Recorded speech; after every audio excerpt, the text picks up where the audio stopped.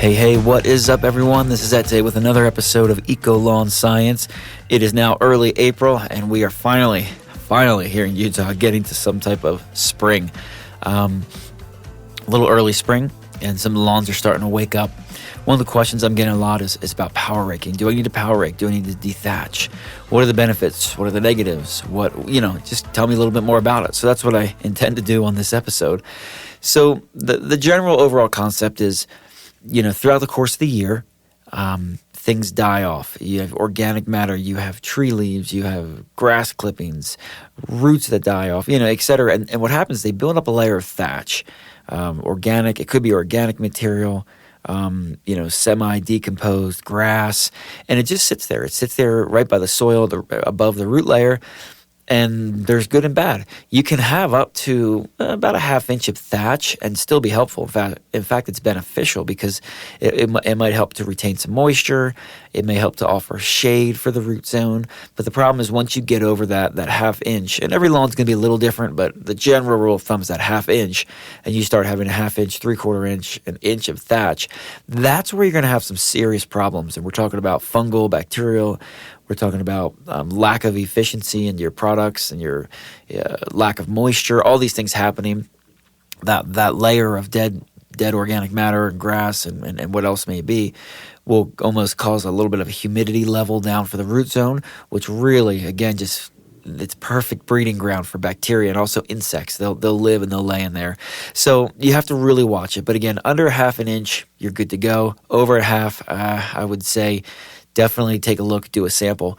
How do I know if I need to thatch? What you want to do is you want to basically cut out a couple plugs, if you have a square shovel, just cut out a couple inch plugs, sections, and look at it and look at the roots.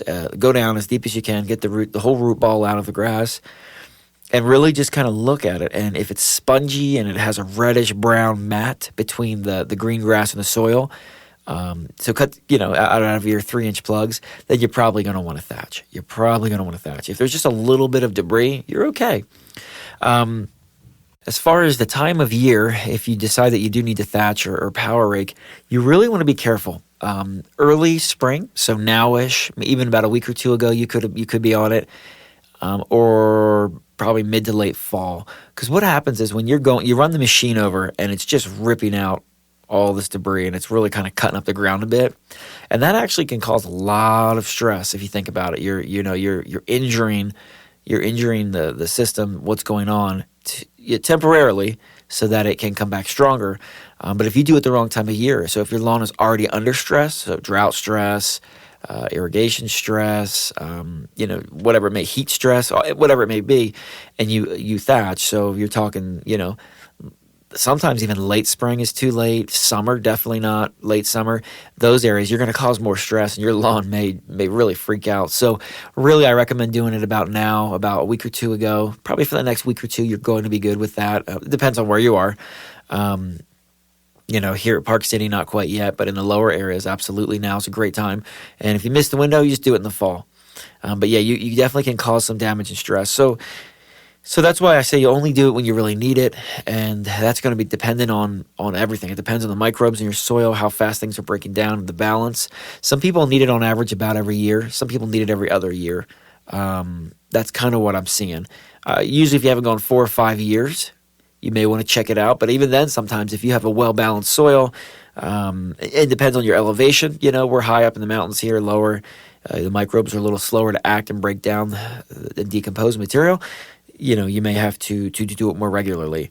So anyway, that's just watch out for that time. So as long as you get the timing right, you go ahead, you run the machine over it, it'll pull up piles and piles of dead debris, and it'll sit there. Then you'll have to go through and rake it, and then you have to bag it and remove it. Just to give you an idea, sometimes an area about 1,000 square foot, you might get a full 30, 40-gallon trash bag just out of that. So your average home, 7,000 square feet, sometimes you're up to 5 to 7 full contractor bags of debris. And then, of course, you want to remove those and just freshen it up.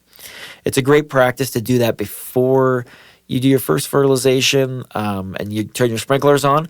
But if you have already fertilized, it's okay. I know some people have done it a few weeks ago, and by now that should have already broken down and worked its way into the soil, so you're okay to go ahead and and go ahead and do the power raking. Those of you who have done this yourselves, you've actually got out there and done it, you know it is a lot of labor.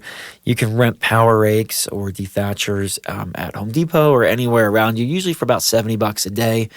Running over the machine is quick. I mean, you can run over an average lawn in 15, 20 minutes, but then you'll spend maybe an hour or 2 or 3 raking up the debris. So there's a lot of labor involved, and so therefore it is a little more of a pricey service. You know, an average lawn, again, we're talking 5,000-6,000.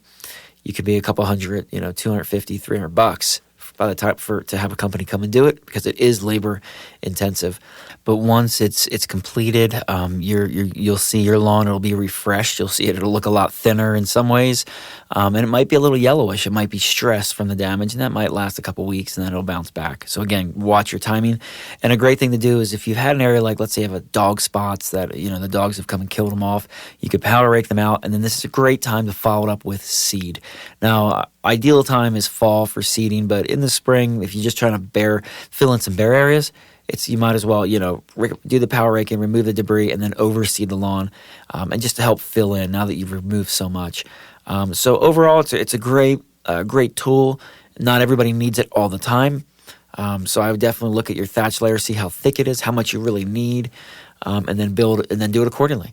But yeah, you'll get good benefits. I know some people love to aerate as well to help break up the thatch, and that can help as well, just to kind of cut through and open and loosen it up. But if you have a massive thatch problem, then you definitely want to just go ahead and do the power raking, dethatch it. There are liquid products that have been out. I started testing them last year, so I won't be able to speak to them yet, but they have liquid dethatch products out now, and will probably work the same way as a liquid aeration, but I will give it some more time. So anyway, I hope that helps. Have a great day.